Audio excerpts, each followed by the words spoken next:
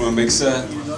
I've got two jobs there. One is to integrate the whole responsible investment philosophy across the different asset classes and boutiques at the organization, which is quite a task. And the second piece is very specifically focused on ESG integration into the listed equity investments and ownership processes of the organization.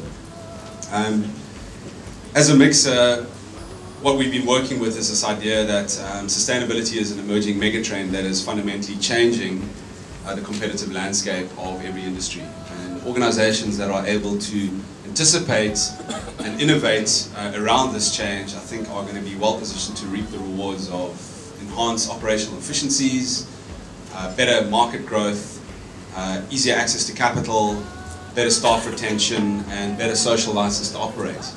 So, yeah, as a long-term investor, we believe it's not only makes good business sense, but it's also the right thing to do as a custodian of our collective long-term future. So, thanks to AfricaSIF for organizing today, and enjoy the evening. I'm Adrian Bertrand, the ESG manager for the Government Employees Pension Fund. It's great that everybody is here, and I'm not sure how many of us were actually here last year. Well, it wasn't here, it was at ASISA Newlands. I think if we look back on what we've managed to achieve as an industry in the last year, we've got a lot to be proud of. I think many folk that are represented here this evening have been quite active in that space. We can look to the updated Regulation 28 of the Pension Funds Act. We can look at the CRESA code launch, a very enabling policy environment. And so I think my challenge to everybody this evening, as you do your speed dating and networking, is perhaps just to compare notes with the people that you're speaking with. Two things. How did you contribute to Reg 28 and CRESA? And what are you going to do in the year ahead? GEPF, as John has also said, we're long-term investors. We're looking forward to working with our asset managers, both the PIC and our external managers. A number of you are here this evening. And we're looking forward to collaborating with you in the year ahead. Thank you very much.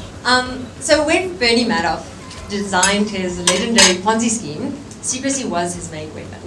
So he didn't let anybody know or publicize his funds, so he flew under the radar. He could only be approached through a few authorized brokers, so nobody could actually get to the man. And he also didn't allow anybody to do due diligence when they wanted to come and invest with him. And then he used a small town accountant to do his books. And so his secrecy really guarded him well in his dodgy dealings, as it did for big companies like Enron and Fidentia. And at Bloomberg, we've always believed that transparency brings efficiency to markets.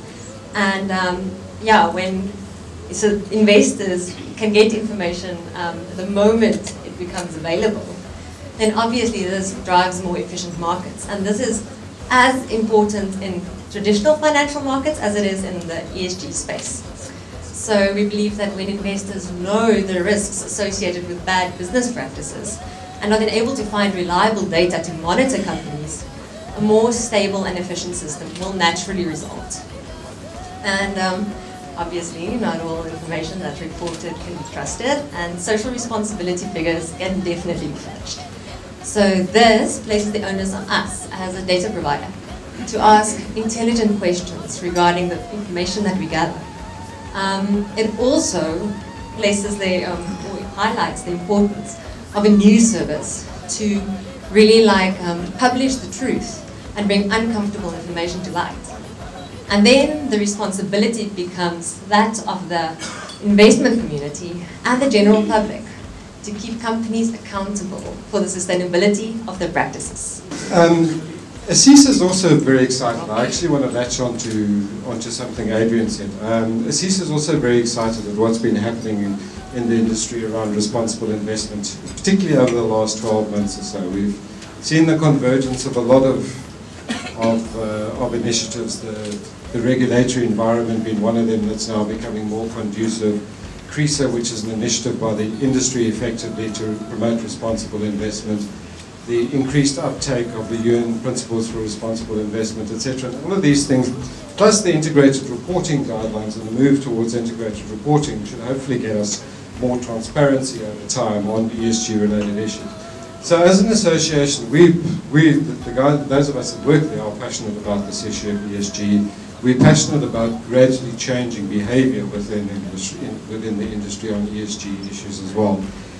Coupled to that, I think we're also looking at not just the mainstream investment activity, but also transformational activities within this country specifically to support that.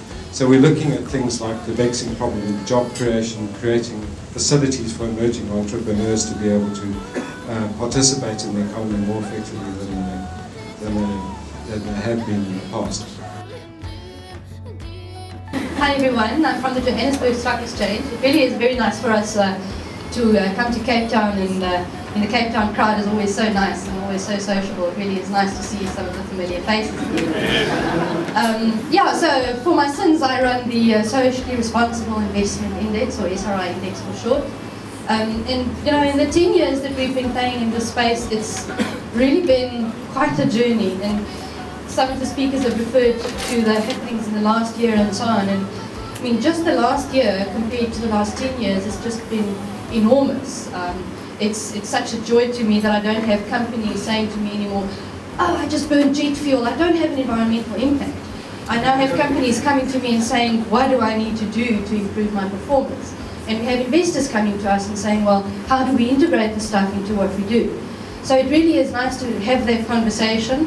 I'm really glad that we're not doing like Napoleon's losing soldiers and crying ooh la la and tata and jumping into the sea in the face of this challenge that we might just lose it, but actually standing up to it. And I really look forward to working more closely with Graham and our collaboration with the GEPF, which is growing stronger every day, in building on this journey and walking with all of you, because I'm sure a year down the line and 10 years down the line, it's going to be an even greater picture than what we're seeing today. You all know who I am now, because Graham told you. But I think the reason he got hold of Villiera was because he was looking for free bubbly. But also because we share the same philosophy. We have a strong belief in environmental and, as importantly, social sustainability. We have been following this path for many years, and because we feel it's the right thing to do, and it also makes pretty good business sense. If you look at our Shenenblatt, which is on the table there, all our wines since 2010 have a sustainability seal on them. And all producers in South Africa, we're not the only ones. There are a number of producers that are doing good stuff. And if you are farming sustainably and you are IPW accredited, which is integrated production of wine accredited, you get the seal on your bottle, and it means that you have reduced your chemicals, you're using natural predators in your vineyard, you're protecting the biodiversity, of which South Africa's got the richest floral kingdom in the world. And the winner is? This is a challenge. This person comes from Grey Green, and his name is Nishan.